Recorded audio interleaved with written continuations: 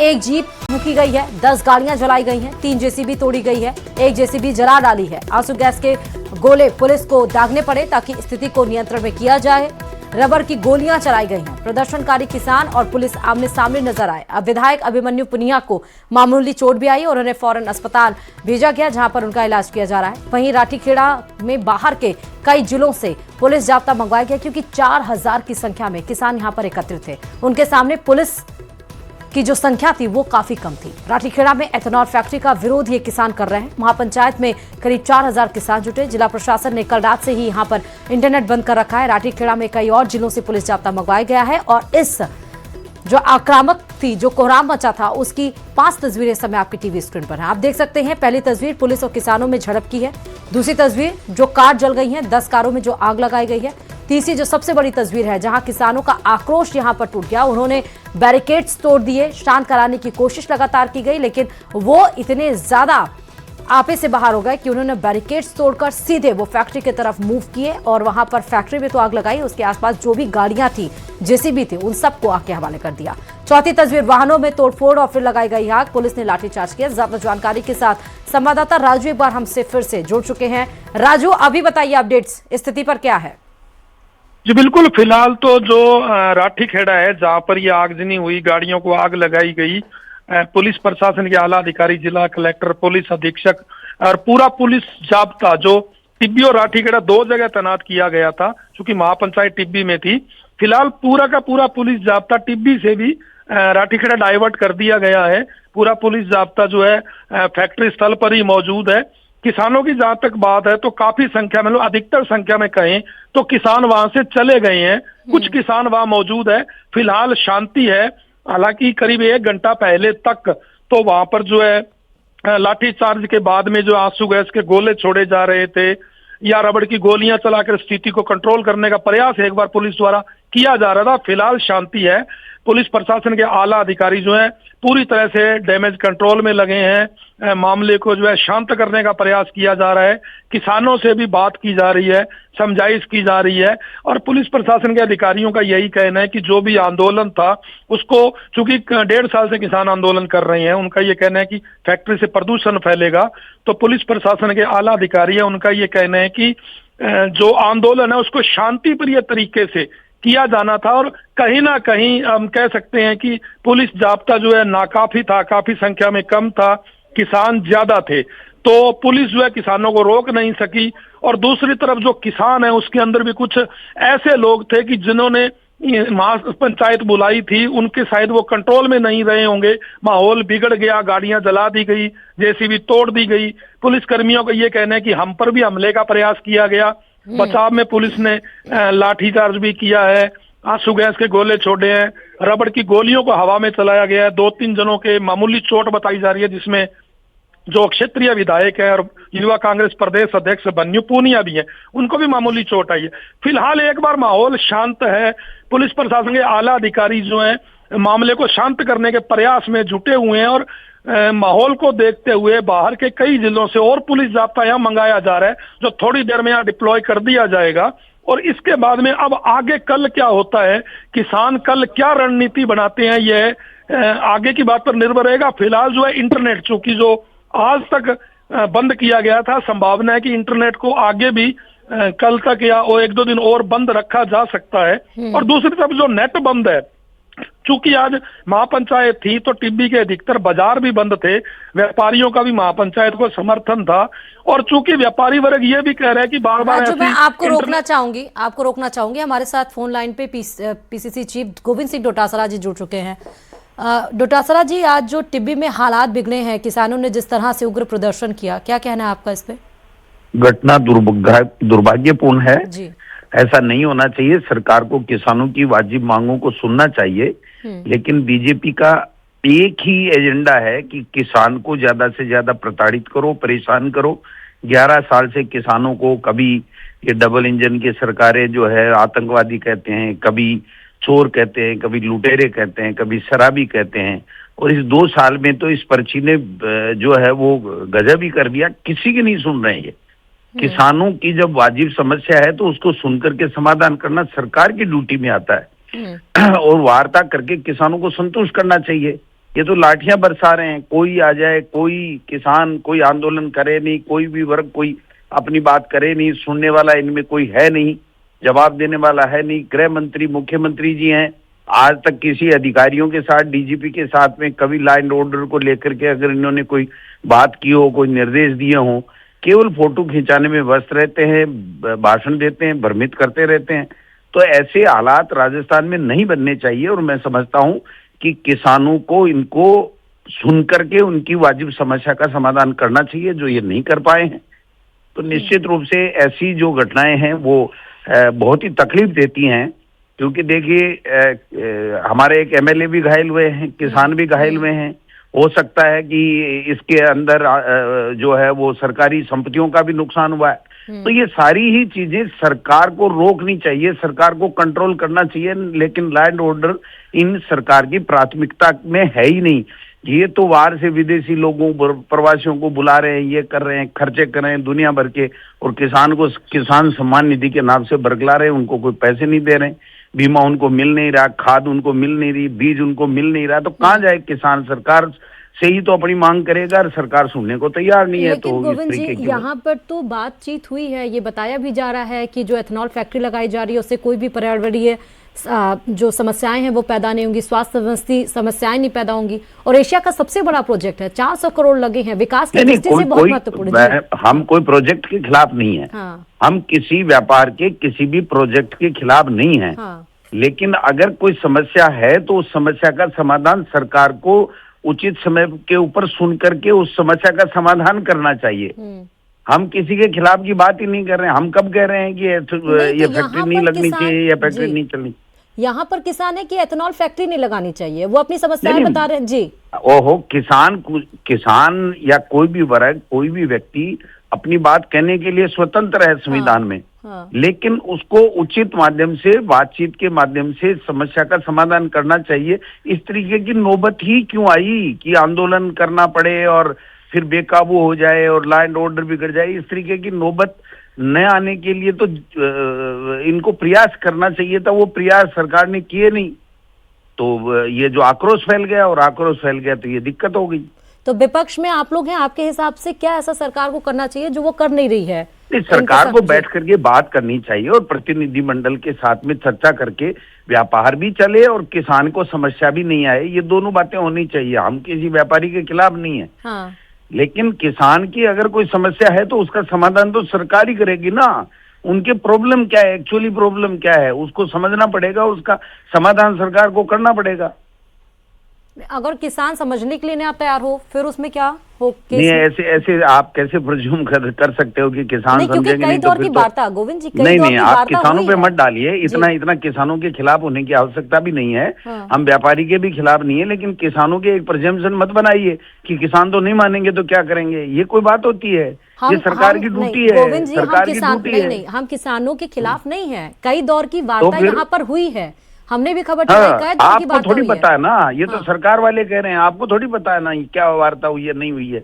मैं भी नहीं था वहाँ, आप भी नहीं थे, आप भी सुनी सुनाई बात कर रहे हो, मैंने भी डिटेल्स वहाँ से जानकारी दी है। स्थिति खड़ी हुई है उसमें क्या आपको नहीं लगता है एज अ विपक्ष की आपको क्या लगता है कि किसानों के साथ में लाठीचार्ज करना चाहिए? आपको क्या लगता है किसानों को लाठीचार्ज करना चाहिए?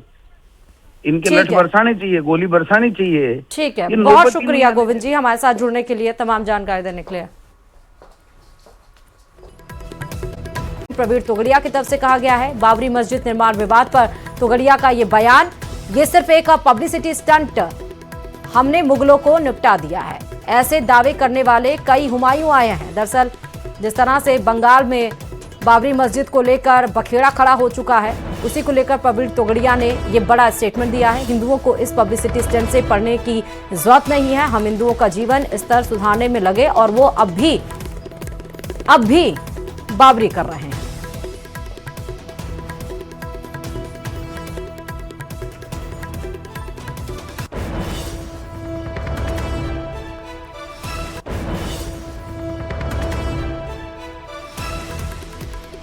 पब्लिसिटी स्टंट है, हमने मुगलों को निपटा दिया। मुगल का वंशज भारत में नहीं है और महाराणा प्रताप का और उनके साथ लड़ने वालों के वंशज गौरव से है। तो ऐसे कई हुमायूं आए और चले गए। ये पब्लिसिटी स्टंट है, हिंदू को उस पर पढ़ना ही नहीं चाहिए। हम तो देखो हिंदुओं को बड़ा घर, शिक्षा, स्वास्थ्य, रोजगार, फसल के दाम में लग गए और वह बाबरी कर रहे हैं, भूखे मरेंगे। 20 दुकानों और मकान को ध्वस्त कर दिया है। रास्ते में पक्के अतिक्रमण को भी तोड़ा गया है। तहसील से स्कूल तक रोड बननी है और उसको लेकर ही अतिक्रमण की कार्रवाई की गई है। सड़क निर्माण के लिए यहां पर 1,45,00,000 रुपए खर्च होंगे और आप देखिए जो भी अवैध अतिक्रमण है यहां पर उन सबको ध्वस्त किया गया।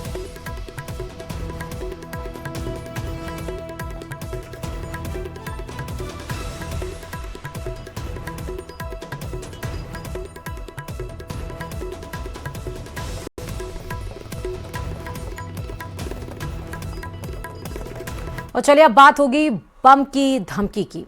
राजस्थान हाई कोर्ट में लगातार मिल रही बम धमकियों ने सोमवार सुबह एक बार फिर पूरे परिसर को अलर्ट मोड पर ला दिया। बुधवार सुबह धमकी भरा मेल मिलते ही सुरक्षा एजेंसियों ने व्यापक तलाशी अभियान चलाया। खास बात यह कि ख्वाजा नगरी अजमेर भी इसी तरह की धमकी भरे ईमेल से दो चार है। देखिए रिपोर्ट।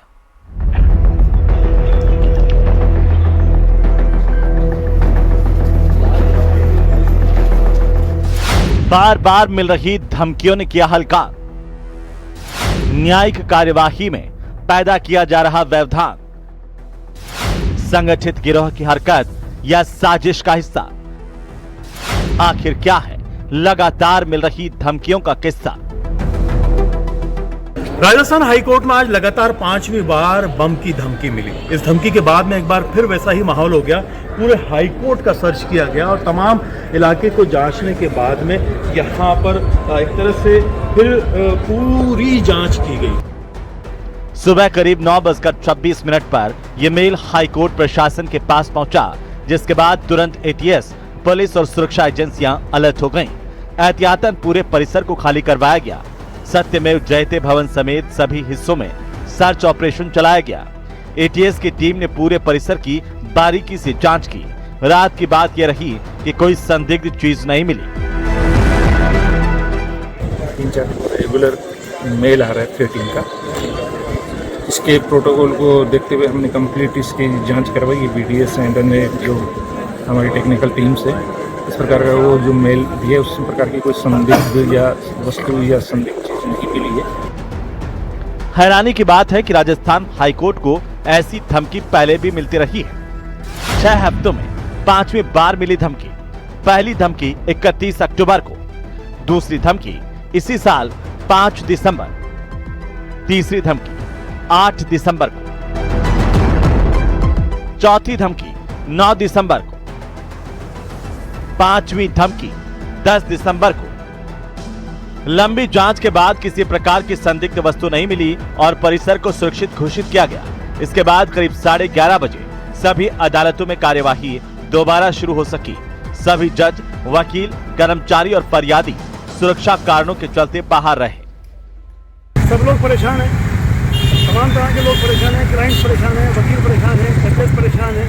और हैरत अंगेज बात यह है कि स्टेट गवर्नमेंट या एजेंसी ये मालूम नहीं कर पा रही कि ये कहाँ से आ रहा है, किस तरह को कौन कर रहा है इसको, और कब तक इससे ऐसा चलता रहेगा। कोई सिक्योरिटी के ऊपर भी कोई सिस्टम अब नहीं हुआ है। 5 बार का थ्रेट आने के बाद में भी हाईकोर्ट की सिक्योरिटी जैसे चल रही थी वही है, कोई चेंजेस उसमें नहीं आए हैं। हाईकोर्ट बार एसोसिएशन के चुनाव 11 दिसंबर को होने हैं। वकीलों के बीच चर्चा है कि कहीं चुनावी माहौल के बीच इस तरह की धमकियां माहौल बिगाड़ने के लिए तो नहीं भेजी जा रही हैं। लगातार मिल रही धमकियों ने प्रशासन की चिंता बढ़ा दी है और साइबर सेल भी मेल के स्रोत का पता लगाने में जुट गई है। लगातार मिल रहे इन फर्जी मेलों ने अदालत की सुरक्षा व्यवस्थाओं पर गंभीर सवाल खड़े कर दिए हैं। सरकार हर चीज पे तो एक्शन ले लेती है कि किसी ने किसी के खिलाफ बयान दिया तो फौरन शक के बिना पे उसे उठा लिया जाता है, लेकिन ये ईमेल कहां से आ रहा है ये ट्रेस अभी तक नहीं हो पा रहा है। तस्वीरें अजमेर की हैं। बुधवार सुबह एक और धमकी भरा ईमेल मिला। मेल में कलेक्ट्रेट परिसर और दरगाह को उड़ाने की धमकी थी। धमकी मिलते ही कलेक्ट्रेट में पुलिस जाब्ता पहुंच गया और थोड़ी ही देर में बम निरोधक दस्ता और डॉग स्क्वाड भी मौके पर बुला लिए गए।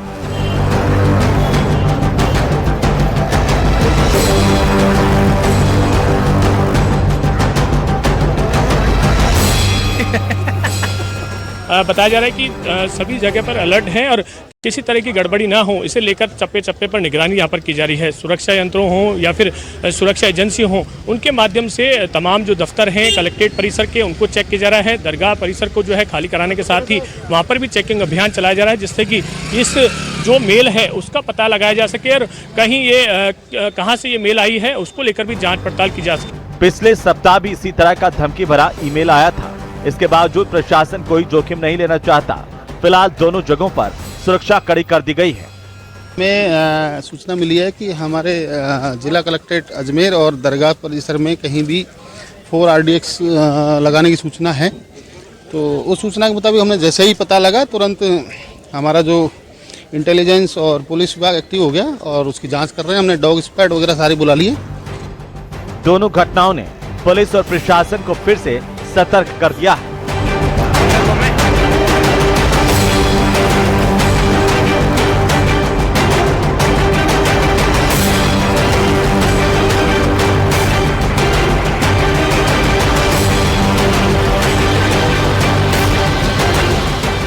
दरगाह परिसर को जो है खाली कराने के साथ ही वहाँ पर भी चेकिंग अभियान चलाया जा रहा है, जिससे कि इस जो मेल है उसका पता लगाया जा सके और कहीं ये कहाँ से ये मेल आई है उसको लेकर भी जांच पड़ताल की जा सके। ये हफ्ते में जो है ये दूसरा मेल है। ऐसे में पिछला जो मेल है उसकी अभी तक जानकारी नहीं लग पाई है, लेकिन किसी भी तरह से जो सुरक्षा है उस पर ढिलाई ना हो और अलर्ट मोड पर सभी रहें, इसको लेकर जो है जाँच पड़ताल और सुरक्षा की दृष्टि से सभी स्थानों पर चेकिंग अभियान चलाया जा रहा है। कैमरा पर्सन कौशल सिंह के साथ अशोक सिंह, न्यूज़ 18 अजमेर। सिरोही जिले से इस वक्त की बड़ी खबर मिल रही है। अनादरा गांव में माली समाज के पंचों का तुगलकी फरमान आया है। दरअसल जमीन विवाद को लेकर 15 पंचों ने समाज से बहिष्कृत किया है। पीड़ित परिवार से संबंध रखने वाले लोगों को पाबंद कर दिया गया है। बहन से ससुराल जाने पर पंचों ने नाराजगी जताई है। थाने में सुनवाई न होने पर एसपी से इंसाफ की गुहार लगाई गई पीड़ित परिवार के द्वारा। तो बड़ी खबर इस वक्त की अनादरा से सिरोही के।